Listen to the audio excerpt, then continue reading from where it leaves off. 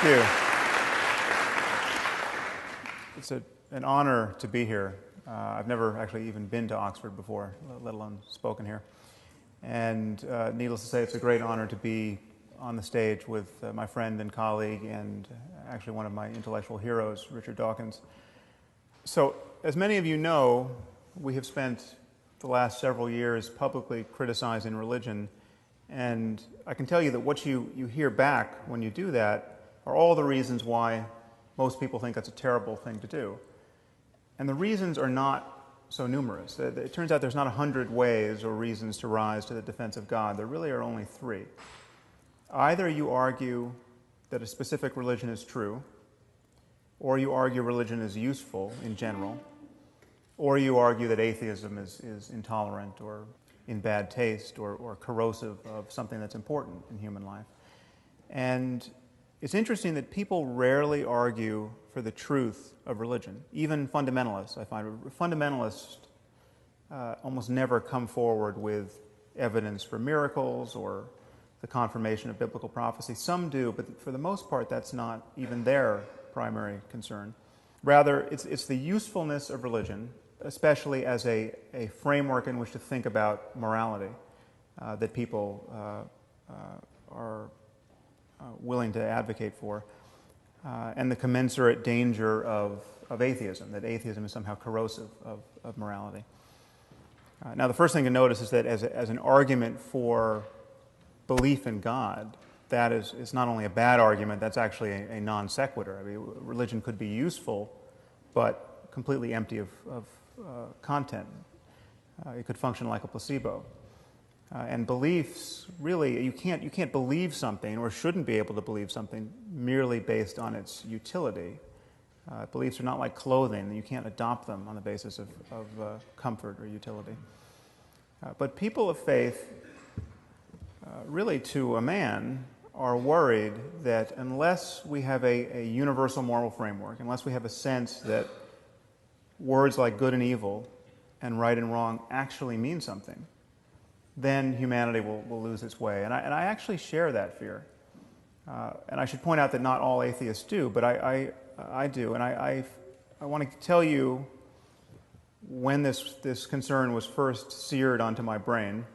I was at a meeting at the Salk Institute. I believe it might have been one that Richard was at as well. And I gave a talk about morality, and I argued, as I will here tonight, that morality must relate at some level to questions of human and animal well-being. And the moment we admit this, we can see that certain moral codes are in fact worse than others. And I cited as an example the misogyny and sadism of the Taliban as an example of an orientation that was obviously less good than others. And at the end, another invited speaker approached me and said, "How could you ever say, from the point of view of science, that forcing women to wear burqas is wrong?" And I said, well, because the moment you admit right and wrong has something to do with human well-being, then it's obvious that forcing half the population to live in cloth bags and beating them or killing them when they try to get out is not a good way of maximizing it. And she said, well, that's just your opinion. And I said, okay, well, let's make it easier. Let's say we found a culture that was removing the eyeballs of children, every third child, say. Would you then agree that we'd found a culture that was not perfectly maximizing human well-being? And she said, well, it would depend on why they were doing it. So after my eyebrows returned from the back of my head, I said, okay, let's say they're doing it for religious reasons. Let's say they have a scripture which says every third should walk in darkness or some such nonsense. And she said, well, then you could never say that they were wrong. Now, you should know that I was speaking to a woman who was quite a sophisticated student of philosophy and science. In fact, she has since been appointed to the President's Council on Bioethics in the United States. She's one of 13 people advising President Obama on all of the ethical implications of medicine and progress in related science and technology. And she had just delivered a perfectly lucid lecture on the moral implications of advances in neuroscience, and she was especially concerned that we might be subjecting captured terrorists to fMRI-based lie detection technology. And she thought this would be a truly unconscionable violation of their cognitive liberty. So on the one hand, her moral scruples were really finely calibrated to recoil from the slightest perceived misstep in our war on terror, and yet she was totally detached from the very real suffering of millions of women in Afghanistan at this moment. So I view this double standard as a problem. And strangely, this is the erosion of basic common sense and moral goodness that religious people tend to be worried about. Now, I hope it's obvious to all of you, and will be even more obvious at the end of this hour, that religion isn't the answer to this problem. But it's inconvenient that the people who tend to agree with me about the necessity of a concept of moral truth are, by and large, religious demagogues and not our fellow secularists, and certainly not our atheists. So now, how do we find ourselves in this situation? How is it that religious dogmatists and many scientifically oriented secularists agree about the limits of science? Well, it's thought that there are two quantities in this world. There are facts on the one hand, and there are values on the other.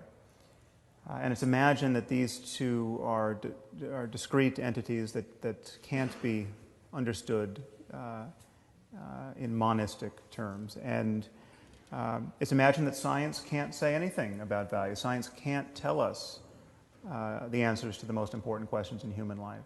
How should we raise our children? What constitutes a good life? In principle, science can't touch these things. Of course, everyone agrees that science can help us get what we value. I mean, once we agree that we value something, then science is a very useful tool. But it can't tell us what we ought to value. And so it's thought from the point of view of science that when we look at the universe, we just see one event following another. We just see a concatenation of causes. And there's no corner of the universe that announces certain events as good or bad or right or wrong. We make those judgments. But in doing that, we seem to be broadcasting our preferences onto a reality that is intrinsically value-free.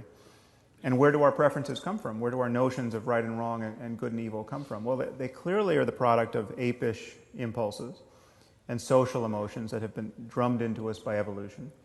And then they get modulated by culture. So you take something like sexual jealousy, for instance. We come from a long line of primate ancestors that were probably quite covetous of one another, despite the fact that everyone was covered with hair. And this possessiveness gets modulated by culture, and so we have something like the institution of marriage, say.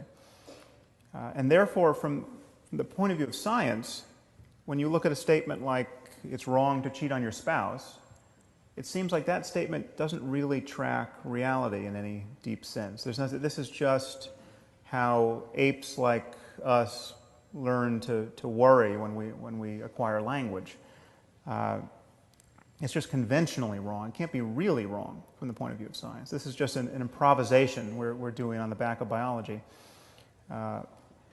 Now, this is where religious people begin to get a little queasy, and I think they should. But they see no alternative, by and large, but to insert the God of Abraham into the clockwork as an invisible arbiter of moral truth. So it's wrong to cheat on your spouse because Yahweh deems that it is so, which is rather odd because in other moods Yahweh is fond of genocide and slavery and human sacrifice. Now I'm going to argue that this split between facts and values is an illusion. And my claim is that values are a certain kind of fact. They are facts about the well-being of conscious creatures. They are facts about the kinds of experiences it's possible to have in this universe. Now, in claiming that values reduce to the well-being of conscious creatures, I'm introducing two concepts, consciousness and well-being. Let's start with consciousness. This to my eye, is not at all an arbitrary starting point. Okay, imagine a universe without the possibility of consciousness. Imagine a universe just filled with rocks. Okay, there's nothing that it's like to be in this universe. Okay, the lights are not on in this universe. There's clearly no happiness or suffering. I would argue the concept of right and wrong, good and evil, simply doesn't apply. For changes in the universe to matter, they have to matter, at least potentially, to some conscious system. Now, what about well-being? It seems like the well-being of conscious creatures could be a controversial anchor for morality, but I don't think it should. Okay, here's the only assumption you need to make. Imagine a universe where every conscious creature suffers as much as it possibly can for as long as it can. I call this the worst possible misery for everyone. The worst possible misery for everyone is bad. If the word bad is going to mean anything, surely it applies to the worst possible misery for everyone. Now, if you think the worst possible misery for everyone isn't bad, or that it might have a silver lining, or there might be something worse, I don't know what you're talking about. And what is more, I'm reasonably sure you don't know what you're talking about either. The moment you admit this, the moment you admit that the worst possible misery for everyone is the worst outcome, okay, then you have to admit that every other possible experience is better than the worst possible misery for everyone. So a continuum opens up. And because the experience of conscious creatures is going to depend in some way on the laws of nature, there are going to be right and wrong ways to move across this continuum. It will be possible to think you're avoiding the worst possible misery for everyone and to be wrong about that and to fail to avoid it. This is, in some sense, a navigation problem. So here is my argument for locating moral truth in the context of science. Questions of right and wrong and good and evil depend upon minds. Okay? They depend upon the possibility of experience. Minds are natural phenomena. They depend upon the laws of nature in some way. Morality and human values, therefore, can be understood potentially in the context of science, because in talking about these things, we really are talking about all of the facts that relate to the well-being of conscious creatures. In our case, we're talking about genetics and neurobiology and psychology and sociology and economics. Now, I view this space of all possible experience as a kind of moral landscape where the peaks correspond to the heights of well-being and the valleys correspond to the lowest depths of suffering. And one thing that to drop out of this analogy is the possibility of there being multiple peaks. Maybe there are many different but morally equivalent ways for, in our case, human beings to thrive. But clearly there are many more ways not to thrive. There'll be many more ways to not be on a peak. And I think it's rather obvious that there are many more ways to suffer unnecessarily in this world than to be sublimely happy. Now, the Taliban are still my favorite example of a group of people who are struggling mightily to build a society that is obviously less good than others on offer. The average lifespan for women in Afghanistan is 44 years. Okay, they have a literacy rate of 12%.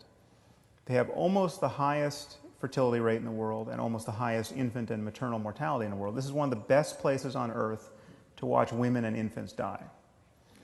They also have a GDP that's lower than the world average in the year 1820. So it seems to me patently obvious that the optimal response to this situation, which is to say the most moral response, is not to throw battery acid in the faces of little girls for the crime of learning to read. Now, I think this is common sense to everyone in this room, and common sense it should be to everyone in the civilized world, except if you happen to be a bioethicist working on the President's Council at the moment. But this is also of necessity a claim about biology and psychology and sociology and economics.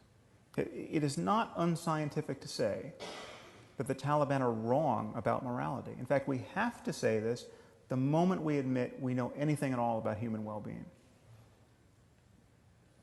Now, some people with a little philosophical training may begin to wonder, well, who's to say that if a father wants to burn his daughter's face off with battery acid, he's wrong in any objective sense. Okay, who's to say we should value the well-being of little girls? Who's to say that the father doesn't have an alternate but also legitimate conception of well-being? Now, moral skeptics of this kind invariably cite David Hume's famous distinction between is and ought. The notion is you can't get an ought from an is, which is to say that science can only give us a descriptive account of the way the world is, and there's no way to move from that account to an account of how the world ought to be. Now, I happen to think this is a trick of language.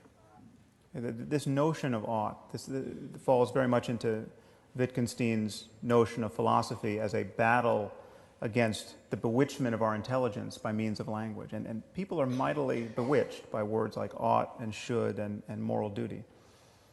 Now, to ask whether we ought to avoid the worst possible misery for everyone, on my view, is nonsensical.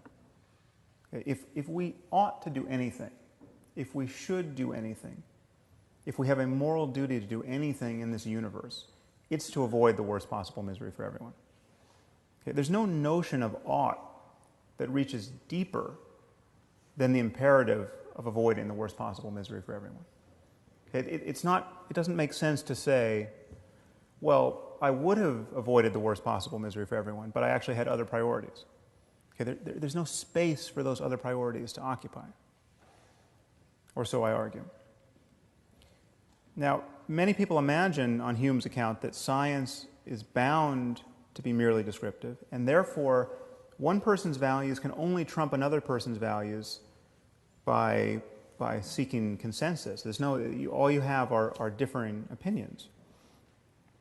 And all such opinions are in principle on par. But this isn't true. There are many ways for my values to be wrong. But they can be wrong with respect to deeper values that I hold, or would hold if I were only a deeper person. My values can be objectively bad guides to finding happiness in this world. I can value things that will reliably make me miserable, or make those I love miserable. So things can be right or wrong independent of a person's current values. Now, some of you might worry that I haven't defined well-being with sufficient precision. How can this loose concept be the ground out of which we talk about moral truth? Well, consider by analogy the notion of physical health. Okay. Physical health is very difficult to define, and its definition seems to always be only contextually true. Now, physical health is, you can expect to live to be 85, 90 without Alzheimer's. 100 years ago, you could expect to live to the ripe old age of 40 or 50.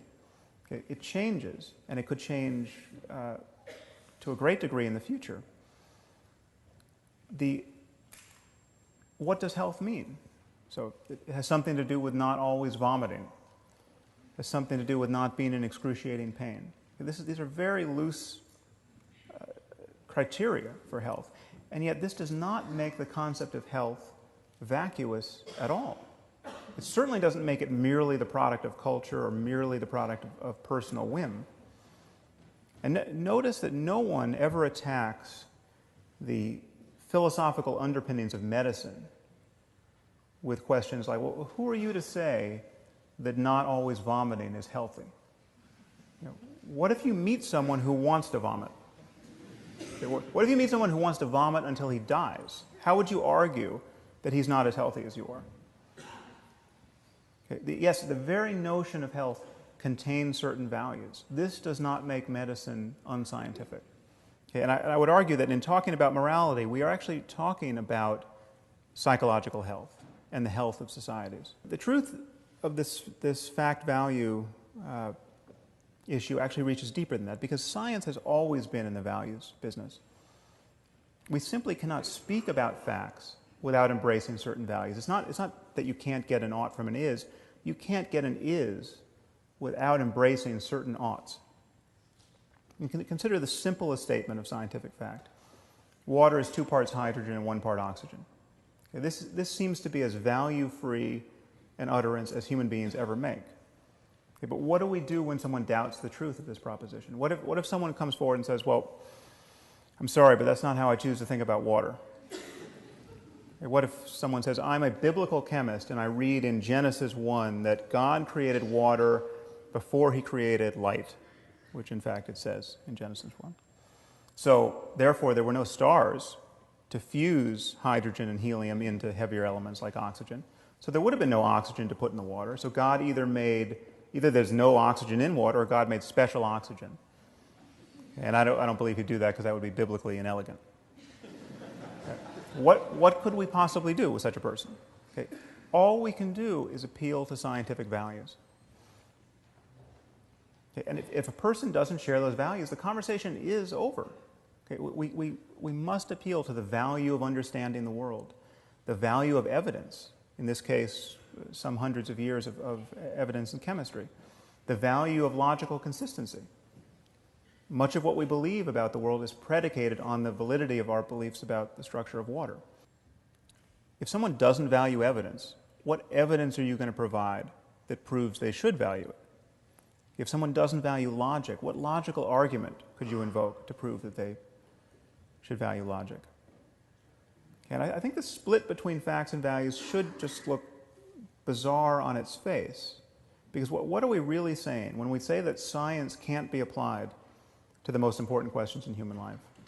We're saying that when we really relinquish our biases, when we make every effort to get behind our wishful thinking and self-deception, when we rely most clearly on honest observation and sound reasoning, when intellectual honesty is at its peak, well then that has no application whatsoever to the most important questions in human life. That's precisely the mood you cannot be in to answer the most important questions in human life. So I'd argue to you that thinking of moral truth in the context of science, and indeed a science of morality, should only pose a problem for you if you think a science of morality must be absolutely self-justifying in a way that no branch of science can be. Okay, a science of morality based on a concern for well-being would be on the same footing as a science of medicine based on a concern for health, or indeed any other science that has to assume certain axiomatic assumptions. There are many questions you could ask that are actually good questions. One would be, how would this work in practice? I mean, we often have values, genuine values, that can be in competition with one another. There can be trade-offs between values. How do we balance one person's well-being against the well-being of the group? How do we evaluate the consequences of our actions when the consequences seem to go on forever? So you take, for instance, this recent tragedy in Japan. Is this a good thing or a bad thing? Well, it certainly seems bad, but what if this causes us to handle nuclear materials so much more conscientiously than we ever would have in the future that it winds up saving millions of lives? Okay, these are all good questions, but I would argue these are not a retort to the argument I've given you. Okay, it could be difficult or impossible to answer some of these questions, but in every area of science, in every area where we acknowledge that truth claims are valid, there are an infinite number of questions that are indeed difficult or impossible to answer. This does not nullify truth claims. I mean, this is my favorite example of the moment is how many birds are in flight over the surface of the earth. Okay, we don't know, we can't know, we will never know, and in fact it just changed. Okay, there's no scientific effort that could deliver those data. And yet we know there's a simple answer, it's just an integer. This could well be true of certain questions about morality. This would not nullify the reality of moral truth. So in closing, I just want to remind you of why religion can't be the answer to the question of moral truth. Well, first, there's just the simple fact that all of our scriptures were written by people who, by virtue of their placement in history, had less access to scientific knowledge and what is now basic common sense than any person in this room. In fact, there's not a person in this room who has ever met a person whose worldview is as narrow as the worldview of Abraham or Moses or Jesus or Muhammad. These people knew nothing, next to nothing, that is now of the facts that are now relevant to us in the 21st century. They knew nothing about the origins of life, the relationship between mind and brain. They didn't know that mental illness was even a category of human suffering. They knew nothing about DNA or viruses or computation or electricity. None of this is in Scripture. Okay, they had no idea why people got sick and died. I mean, unless you saw someone stabbed with a spear, you had no idea why they died. And in moral terms, with a few notable exceptions, most of these people were no wiser than your average Afghan warlord today. Okay, the most had absolutely no notion that slavery was problematic, that there was something morally unsavory about owning people and treating them like farm equipment. Okay, Jesus and his apostles couldn't see that slavery was worth condemning. In closing, I just want to suggest to you that just as we don't have Christian physics, though the Christians invented physics, and we don't have Muslim algebra, though the Muslims invented algebra, we at some point will not have Christian and Muslim morality. Okay, the truth has to float free of these provincial ideas. What remains for us to discover are all the facts that relate to genuine questions of human well-being. And the goal clearly is to build a global civilization based on shared values. Now, it seems to me the only tool we need to do that is honest and open inquiry. And if faith is ever right about anything in this space, it's just right by accident. Thank you very much.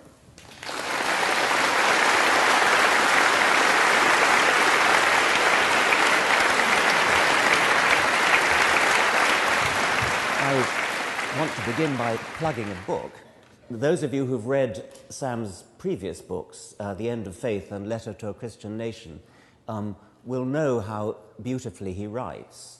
And I just want to begin by illustrating it from the new book. I just want to read a couple of paragraphs. Oh, sure. The current head of the NIH, that's Francis Collins, recommends that's the National Institutes of Health in America, recommends that we believe the following propositions. 1. Jesus Christ, a carpenter by trade, was born of a virgin, ritually murdered as a scapegoat for the collective sins of his species, and then resurrected from death after an interval of 3 days. 2. He promptly ascended bodily to heaven, where for 2 millennia he has eavesdropped upon, and on occasion even answered, the simultaneous prayers of billions of beleaguered human beings. 3. Not content to maintain this numinous arrangement indefinitely, this invisible carpenter will one day return to earth to judge humanity for its sexual indiscretions and skeptical doubts, at which time he will grant immortality to anyone who has had the good fortune to be convinced on mother's knee that this baffling litany of miracles is the most important series of truths ever revealed about the cosmos. 4. Every other member of our species, past and present, from Cleopatra to Einstein, no matter what his or her terrestrial accomplishments, will be consigned to a far less desirable fate, best left unspecified. 5. In the meantime, God, Jesus, may or may not intervene in our world as he pleases, curing the occasional end-stage cancer or not, answering an especially earnest prayer for guidance or not, consoling the bereaved or not, through his perfectly wise and loving agency. Just how many scientific laws would be violated by this scheme? One is tempted to say all of them. And yet, judging from the way that journals like Nature have treated Collins, one can only conclude that there is nothing in the scientific worldview or in the intellectual rigor and self-criticism that gave rise to it that casts these convictions in an unfavorable light. Well, there's a lot like that in the book, which I hope is enough to recommend it. But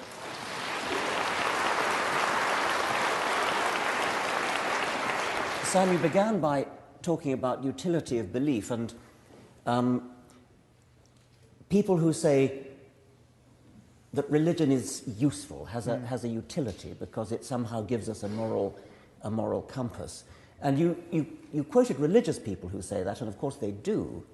But I think what disturbs me more, and I wonder whether you agree, is those non-religious people who say something like, of course, you and I don't need religion, we don't Right. need religion, but the riffraff out there do. I mean, that is at best condescending. Yeah, it's profoundly condescending and also quite cynical and unimaginative. It's as though those purposes can't be served any other way and will never be served any other way. It's just it closes the horizons of human collaboration and creativity in a way that it just seems truly bizarre. So yeah, it's not a well thought out position on the part of our fellow secularists. I sense that in a way you make life easy for yourself by concentrating on the truly appalling things like the Taliban well, I remember a few years ago, I think in this very room, listening to the psychologist Nicholas Humphrey giving a beautiful lecture called What Shall We Tell the Children? And he spoke about a girl who archaeological evidence shows was sacrificed, I think, to the sun god in Peru, I think a few centuries ago. And he quoted anthropologists who speculated that this girl was no doubt looking forward to being sacrificed, the great honor it was to her to be sacrificed. And Humphrey was quoting the same kind of moral relativists as you've been quoting. And he then got spectacularly and movingly angry. How dare these anthropologists say such things? How dare we, listening to documentaries on our televisions about things, get a sort of warm, glowy feeling about this girl fulfilling her ambitions because of her religious beliefs? Do you happen to know that? The history of human sacrifice is truly amazing to contemplate. There's a book entitled Human Sacrifice by last name Davies. I actually cite it in my afterword to a letter to a Christian nation, which is on my website. But it's astonishing that almost any culture you could name had a tradition of human sacrifice. And I actually don't doubt that people went willingly and eagerly to their deaths, because if you have the requisite beliefs, it makes sense. It was believed that you could engage this one-way dialogue with the ancestors by just going to meet them. You could cure the king of his venereal disease and save all the people you love from the wrath of God by being sacrificed. Now, of course, other people were sacrificed involuntarily as well, but one of the embarrassing things about Christianity is it stands astride this truly contemptible history, not as any kind of departure from it. Christianity is not a religion that rejects human sacrifice. It's a religion that celebrates a single human sacrifice as though it were fully effective. And people tend to elide this kind of bizarre commitment. But to the point of making things easy for myself, you're not the first, inevitably, incidentally, to point that out, that I've made things easy for myself. But it's actually, unless you have an argument against these clear cases, it seems to me you don't have an argument at all for moral relativism. Yes, that's right. I mean, you've got a baseline for your landscape, yeah, but so that the peaks can kind of stand out from this baseline that presumably everybody will agree to. Yeah. But you do come up against, and you mention them, of course, both in your talk and in your book, the sort of standard problems with utilitarianism. I mean, I take it you would describe your philosophy as a kind of scientific utilitarianism. Yeah, it's a kind of, or more broadly speaking, consequentialism. But the reason why I don't eagerly answer to that name is that everyone thinks they know that there's just an obvious stalemate between consequentialism and its rivals, and that makes sense. And I think it's many of the concepts and many of the distinctions in moral philosophy have prevented us from actually thinking about moral truth in the context of science. So I'm presenting a new argument, and there are many aspects of my argument that don't track consequentialism. One of the problems with consequentialism is that people don't think very imaginatively about what counts as a consequence. So you have the classic trolley problem, that many of you probably heard of. This is ubiquitous now in moral philosophy and in neuroscientific research on morality. You have a train coming down the track, and it's going to hit and kill 5 workmen who don't see it coming. But you stand at a switch, and you can throw the switch, and the train will take another track, and there it will only kill 1 workman. And so people are asked, should you flip that switch? Now, when asked this, 95% of people say, well, absolutely, you have to flip that switch. You save a net 4 lives. You'd be a moral monster not to do that. But you can pose the problem another way. You now stand on a footbridge overlooking the trolley track. The trolley's coming down the track, and there's a suitably large person at your side who you can push into the path of the oncoming trolley, killing him, obviously, but saving a net 4 lives. And now, posed under this guise, 95% of people say you would be a monster to push that fat man onto the track. Now, I happen to think this is somewhat ill-posed because I think we all have an intuitive physics, and we burn a fair amount of fuel wondering whether the fat man is really going to stop the trolley. But even if you finesse it and make it clear that he will, they seem different, these situations. Now, from the usual consequentialist point of view, people say, well, it's the same. You just have body count. Actuarially, this is the same scenario. But maybe it is, in fact, not the same. If it is just fundamentally different to push a person up close and personal to his death than to flip a switch, if that difference can never be reformed, then they're not, in fact, the same. If you're going to wake up with nightmares for the rest of your life because you pushed someone, but feel like a hero because you flipped a switch, those are the consequences that have to be built into our analysis. And there are many ways in which the traditional discussion of these issues breaks down. So that's another version of that one is the hospital, where there's one patient who needs a kidney transplant, another patient needs a heart transplant, another patient needs a lung transplant, another patient needs a liver transplant, and there are no organs available. But then the doctors notice that there's somebody in the waiting room who has a perfectly healthy one of all these things. So you can kill one to save 4. And it's the same point, that the positive act of killing somebody is one that nobody warms to.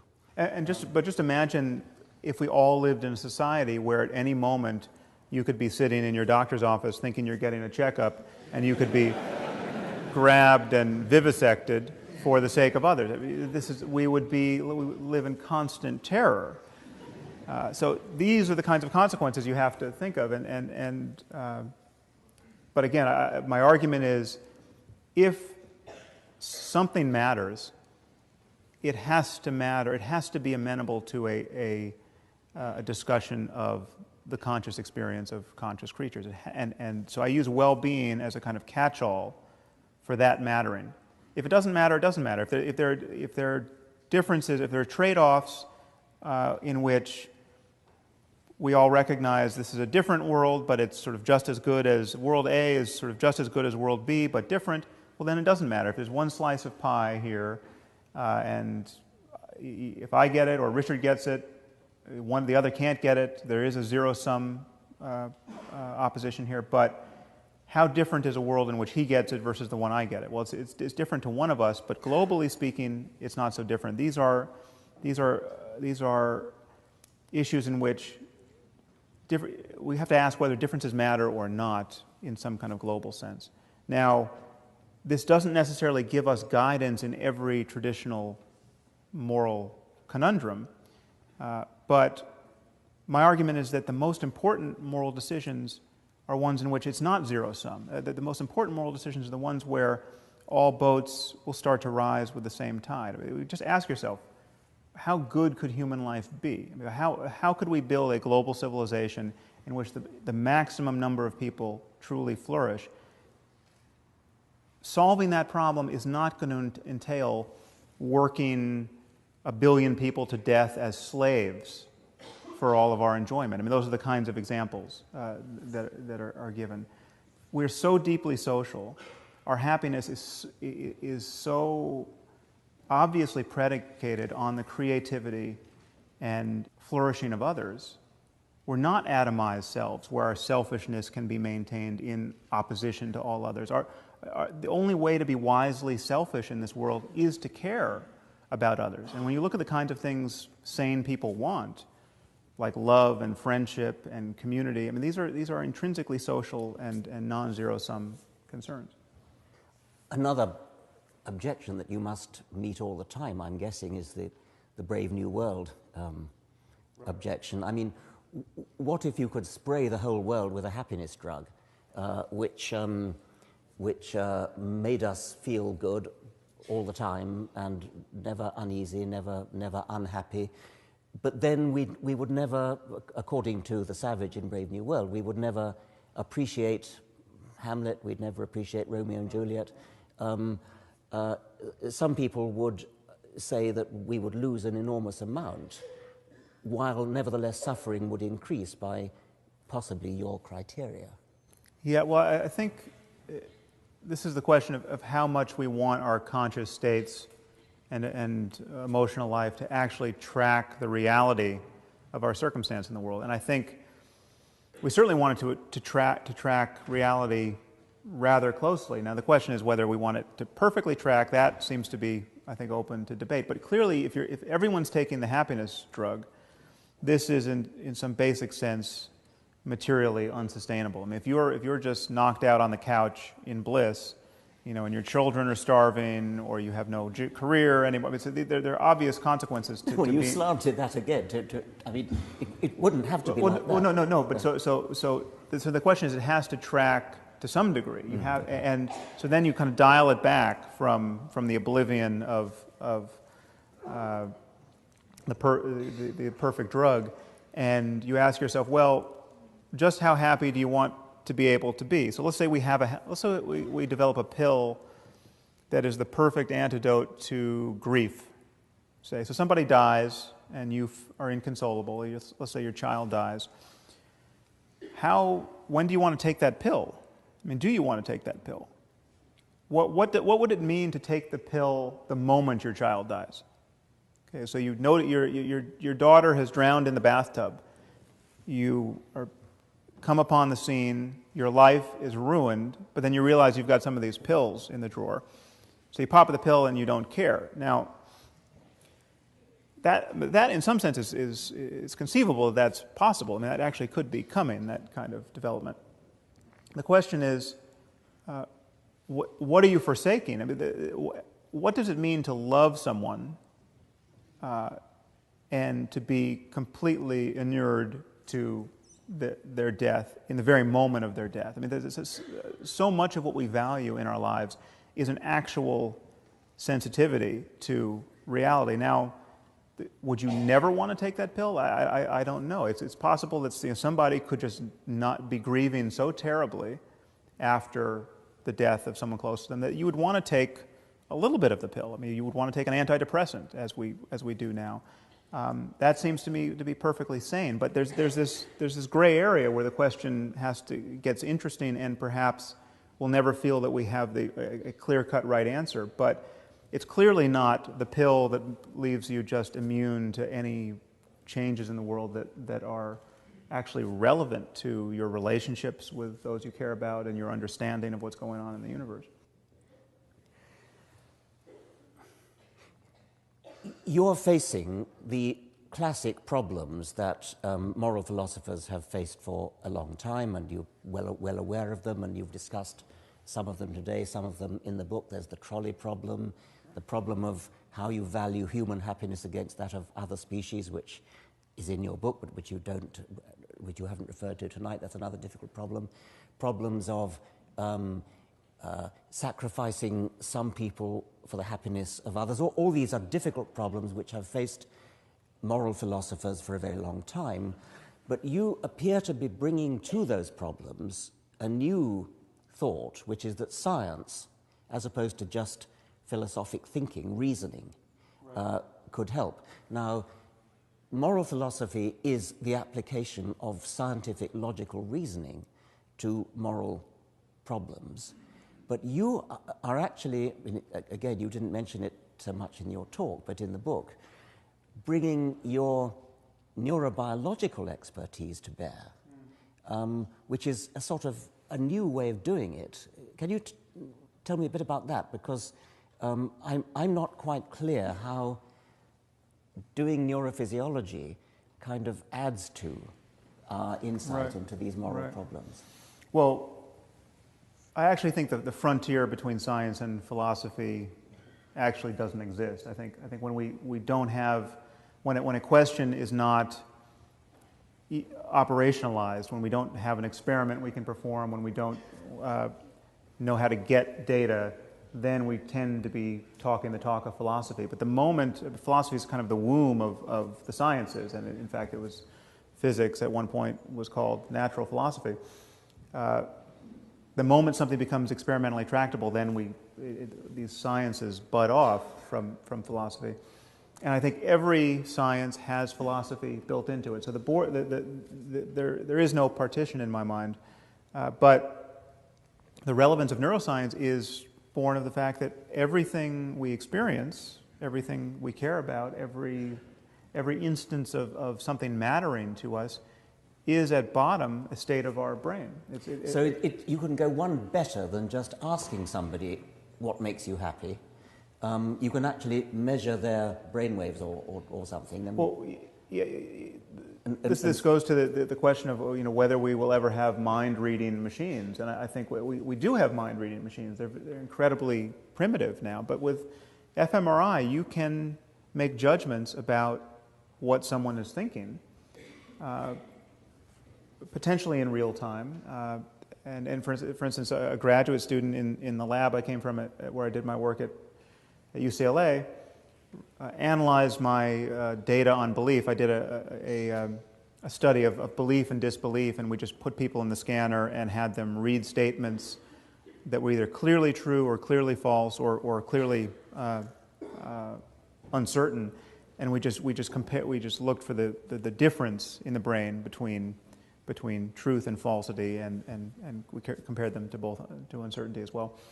And so I published a couple of papers on belief based on that, but then someone else came back with a different analysis that was called a machine learning analysis, where they actually looked to see if they could just, based on the raw data, determine whether a person believed something or not in any given trial. So in question number 75, did this person believe it to be true or false? And they could detect that with 95% accuracy. And there have been many other experiments that can tell, where it's been demonstrated, where we can see whether you are thinking of a person or a place, etc. Now, that could become arbitrarily precise in the future, and it is certainly a possible prospect that you could have your brain scanned and you could find out stuff about yourself that is not obvious upon introspection, but is nevertheless true of your subjectivity and is formative of your subjectivity. So, and actually, you don't even need brain scanning technology to discover this. We know that if you are shown that a pattern of kind of racist judgment can be detected in virtually everyone, and certainly virtually everyone who thinks they don't have a racist bone in their body. I mean, if you show white people, pictures of white and black faces, they're going to much more readily associate negative terms to black faces than white faces. And this is something that they're psychophysical paradigms that make it just impossible to correct for this, and you are just embarrassingly slower to associate positive terms to another race. And everyone comes out of these experiments mortified, but it's just in fact true of you. Now, you could take that further and have your brain scanned and find out, how much do you love your wife. You could be shown pictures of your wife and think about your wife, and then you could think about your last wife, and some rather mortifying comparisons could be done there that you wouldn't want to talk about, perhaps. So this is, insofar as, and again, there could be some limit we would run up against with the technology. It could just be so, as a physical fact, that we will only be able to discriminate we'll only be able to correlate our subjective states with our neurophysiology only so closely. But I think mind-reading machines are a real possibility in the future. Some people would find this prospect very frightening, very alarming. Yeah. I think one of the most spectacular examples is the evidence that decisions are taken in our nervous system before we consciously know it. So Yeah. when we decide to do something, little do we know that several seconds earlier we've already decided, which is another example of where science can actually get inside our minds better than we can, so to speak. Yeah, and that actually torpedoes the whole notion of free will. I think you actually don't need a notion of free will in order to have a notion of moral truth, and this is something that is very counterintuitive to people. But we know free will is a non-starter philosophically and scientifically. Now, many people struggle not to admit this, but however our mental life is caused, it is caused either by prior causes or by some randomness intruding, but whether it's purely deterministic or there's determinate causes combined with some randomness, neither offer a space for free will to operate. I mean, just imagine if all of your experience were caused by someone at a computer just determining what you feel and do and say and want. That's clearly not a circumstance of free will. Now imagine if that person just was determining in all of that, but 10% of the time threw some dice or introduced some other mode of randomness into the process. That doesn't open up a space for free will. And we know, just as a matter of scientific fact, that everything you're consciously intending to do and wanting to do and judging to be good or bad is preceded by neural events of which you're not conscious and of which you are not the author. We walk through life feeling that we're the conscious author of our thoughts, but you can't think a thought before you think it. So here's an experiment in free will. Think of a famous person. So do you have a famous person in mind? Well, why didn't you think of another famous person? I mean, you can't account for, if you thought of Ricky Gervais, you can't account for why you didn't think of Eddie Izzard. And that goes for every other move you might make that's starkly voluntary. Things simply spring into consciousness. Now, the reason why this is not morally important is what we condemn in other people is not the fact that they really are the ground cause of their actions. What we condemn are intentions to do harm, and intentions are still part of the causal framework. I mean, I only reach for this water because I intend to reach for it. I want to drink it. It's not like I can just sit back and wait and see what happens. The only way to get to the water is to intend to drink it. And so what we condemn in an evil murderer is not the fact that he truly and really and metaphysically is the source of his action. I mean, all these evil murderers have either bad genes or bad parents or bad lives or bad ideas or some combination thereof, and they're not the author of any of those things. But we still need to lock them up. When you go to death row and you interview the sociopath and you ask him, what are you going to do when you get out? And he says, I'm just going to keep raping and killing people. That should make it pretty clear that you want to keep him in there. But we would keep earthquakes and hurricanes in prison if we could, and we would never think they're evil earthquakes or evil hurricanes. And so there's some things would change about our notion of retribution, say, but the idea that we would have to lock up killers is not one of them. I think some people will feel quite queasy about that. I think it's extremely interesting, and no doubt questions will arise. I just got one final point to make. I get a much less queasy, but a little bit queasy about completely junking the is-ought distinction in the following sense. People think that because I wrote a book called The Selfish Gene, I'm advocating selfishness. And so my stock reply to that is, of course, the is-ought distinction. And I presume you would subscribe to that in the sense that We do not wish to say that because something is, quote, natural, that because something is out there in nature, that therefore that makes it good. And obviously you're not advocating that, but that is sometimes what people mean by the is-ought distinction. You're meaning something much more subtle, but I just want to throw that in, that I wouldn't wish to throw the is-ought distinction out in that sense. Well, the idea that natural could somehow equate to good. Natural equate to good, so we all ought to go around with no clothes on. I mean, that kind of thing. Right. Obviously, there are many propensities we have that we've evolved to have, which we are busily trying to get rid of or overcome, and we're wise to. And that's at some point in the book, I delineate 3 different projects, which I don't think we should confuse.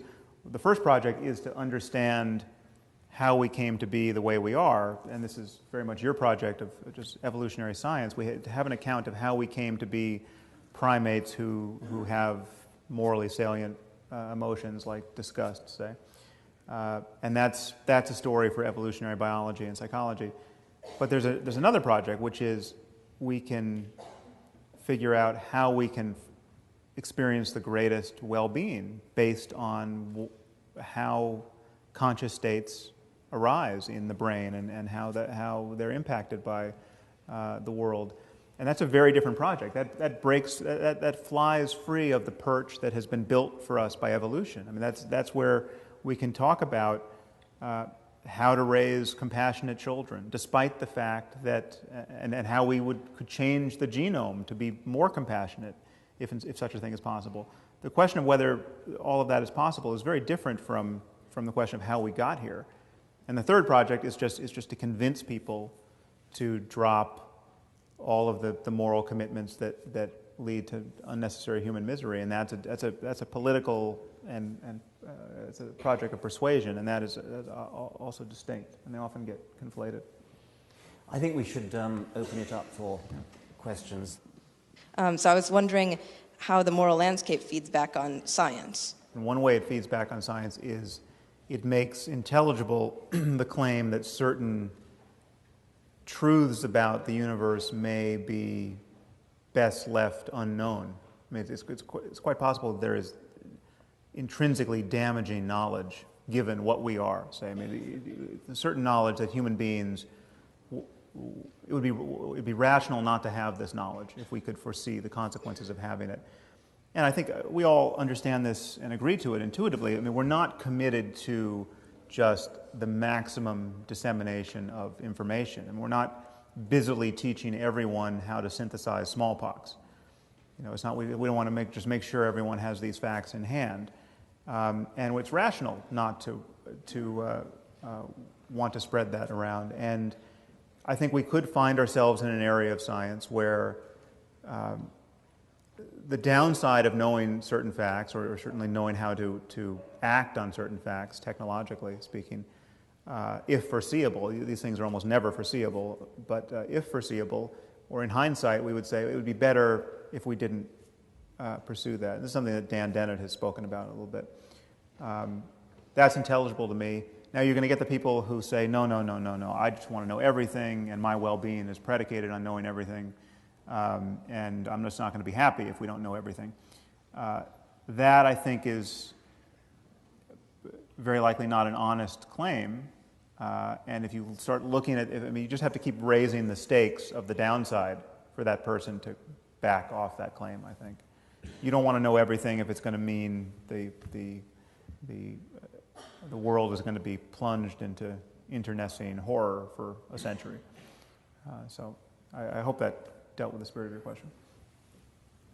First of all, I agree with your framework, and I admire the way that you've attempted to build it up. However, I think in order to move forward, in order to make it practical, you need to overcome the classical problem of subjectivity, which is that, one person's experience is their experience, and how do you then make judgments about that in relation to other people? And I was wondering what your opinion was on what science can say about that, with things like functional MRIs revealing more about ourselves.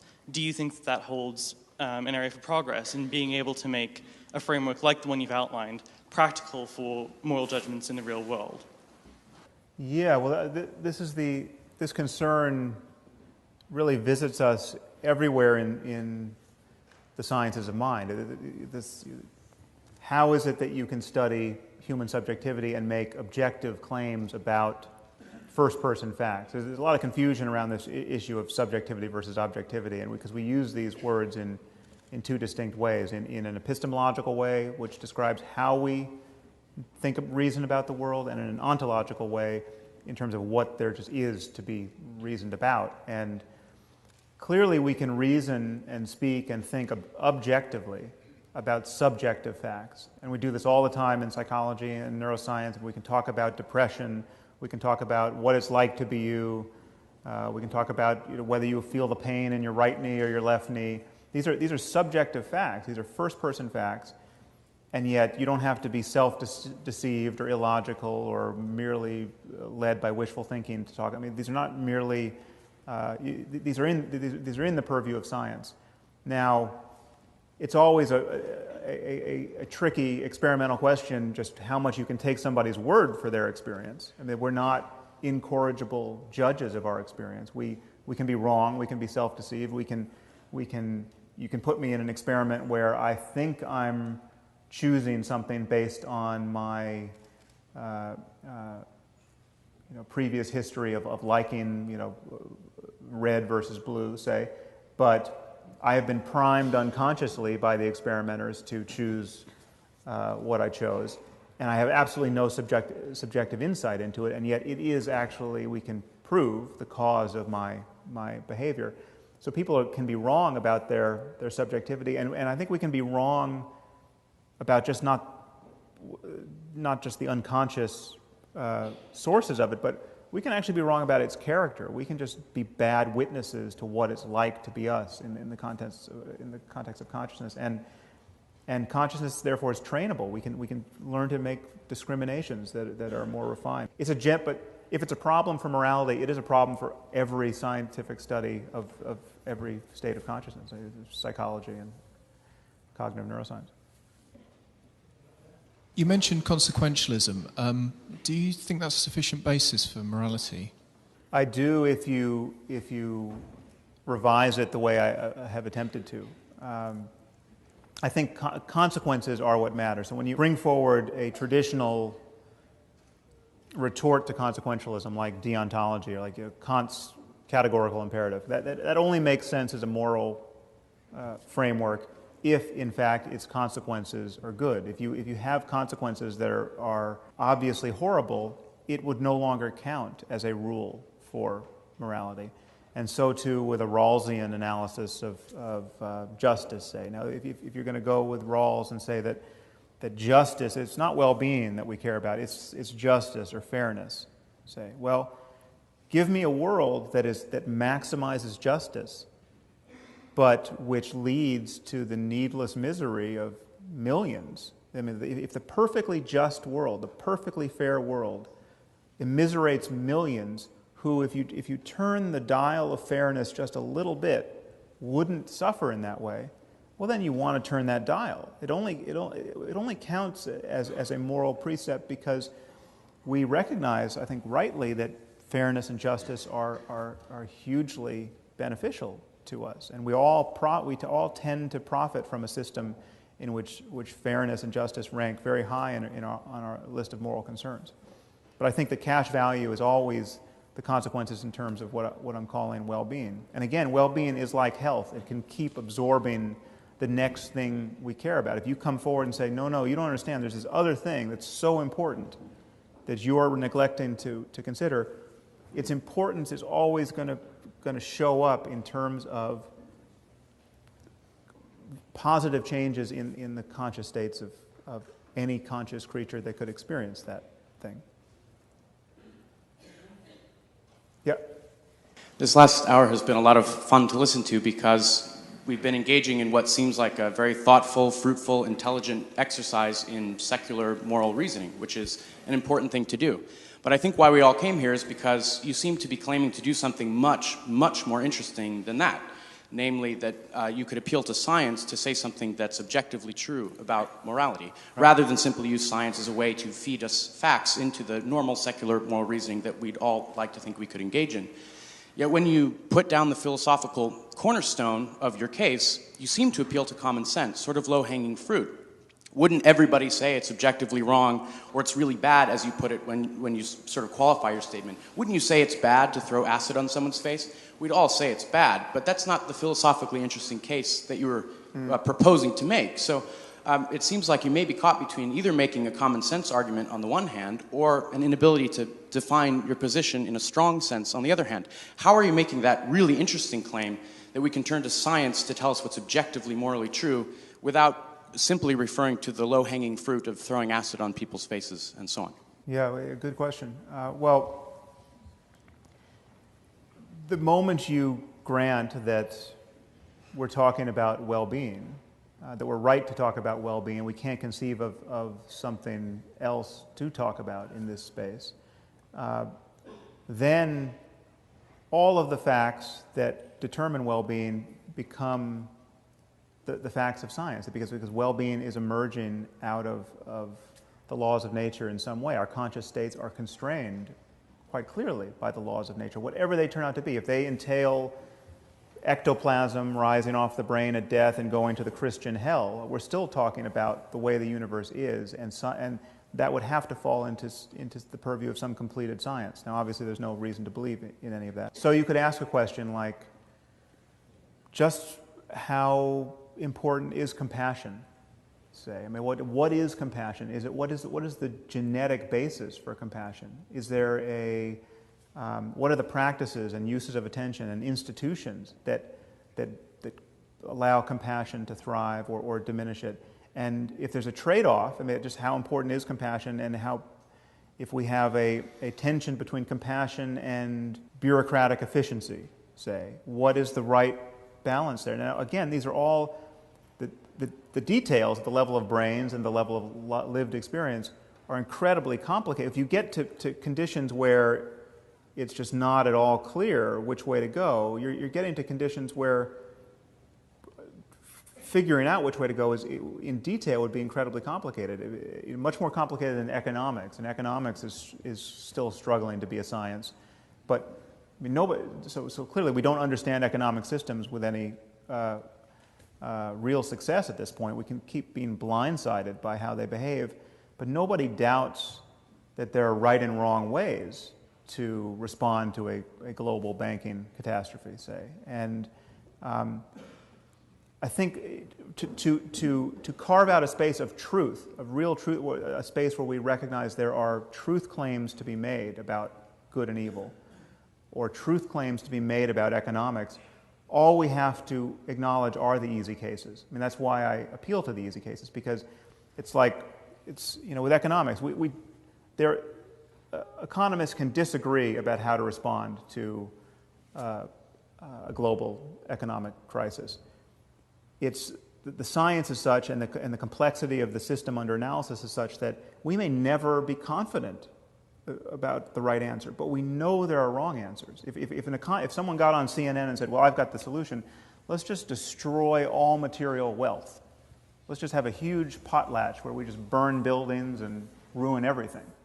Okay, and then we'll have to build it again, and that's a brilliant idea. It's going to put everyone to work. Okay, that's pretty clearly the wrong answer. Now, so we know there are right and wrong answers. We know there are ways to fail where your beliefs can be erroneous, and I'm arguing this if it's true for something like economics, it's also true for morality.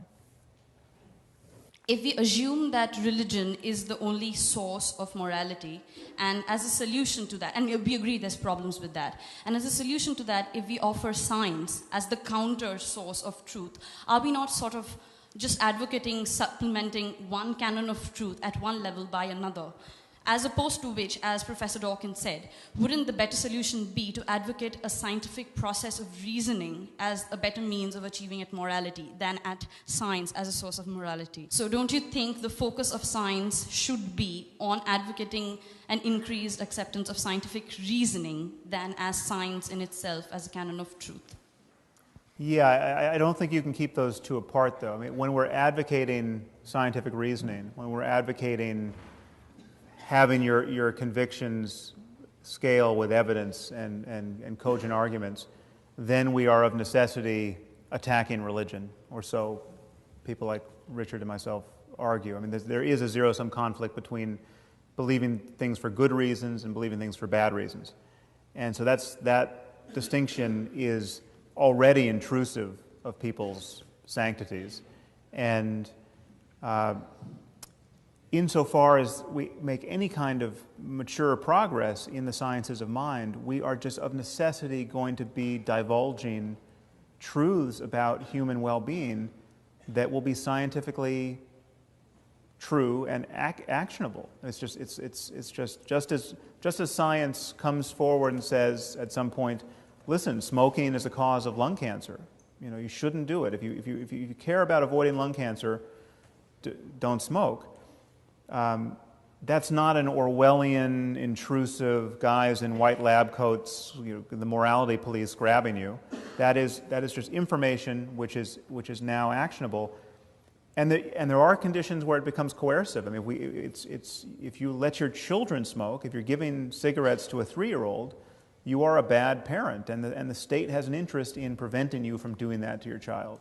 And there could be analogous discoveries in just how we can thrive in a moral domain. I mean, in the United States, 20 of the 50 states have made it legal, or it's still legal. It's long been legal to beat children in their schools with a significant wooden paddle. I mean, not just a rap on the knuckles, but actually, a strange man comes up and beats your child with a wooden board.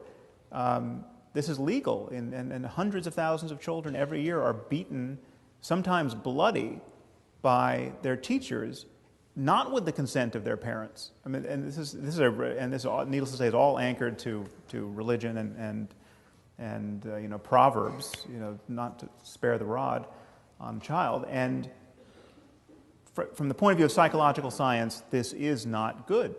This is not good for children. And we may not know that now at the level of data in a way that's utterly compelling, or it can be made utterly compelling. But if we know anything, if we discover anything at all about how children can develop healthily in a cognitive and emotional sense, at some point it's going to be like smoking causes lung cancer, and that will be, by definition, intrusive into people's. It won't be just a matter of reasoning, it'll be a matter of science saying what is good for us. I once saw a film of a child, I think in the New Guinea highlands, that was at the mother's breast. It had a cigarette in its hand, taking alternate drags at the breast and at the cigarette. Right. Yeah. I would like to ask a question of clarification between the relationship between philosophy and science. Reading your book, it's clear that you haven't committed what many critics have said is you've committed Hume's fallacy, the naturalistic fallacy. But given what you've said tonight, there's some ambiguity and possible inconsistency in what you're saying. One statement you said that all sciences have philosophical presuppositions, and in a later statement you said that there really wasn't a distinction between philosophy and science. I think those are the same statement. I mean, that's at least to my ear, they're the same statement. But the foundational principle of what you're saying, and I do agree with you, of ethics as well-being, you get that from philosophical argument. You get that from reason and reflection and deliberation. You do not get that from observation or experiment. But if you were to get that from observation and experiment, then you would be committing Hume's fallacy. You would be deriving it not from an is. Philosophy is intrinsically normative. Could you just sort of clarify the relationship between science and philosophy? Well, it's a claim about truth. It's a claim about what exists, whether or not we know it. Now that is the frame in which we do all science and all philosophy. And it only becomes science when you can describe the experiment that you would do. This isn't actually even entirely true, because there's a lot of physics that seems to go on in the absence of a conceivable experiment for quite some time. But physics gives us a picture of the world. Say, this is the many worlds thesis of, there are multiple universes, say, that could have copies of ourselves living out different lives. Say, that's a physical claim based on some data, but we don't have an experiment that's going to resolve that now or perhaps ever. And yet it's a picture of reality that has scientific bona fides. It's a description of what exceeds our immediate purview. I'm saying the same can be said about the possibilities of experience. The same, it's just there are conscious experiences available based on what consciousness is and the laws of nature. And this captures everything we can conceivably mean by right and wrong and good and evil, as witnessed by the fact that if you imagine the worst possible suffering for everyone, that is clearly the ground out of which all, against which all negative moral judgments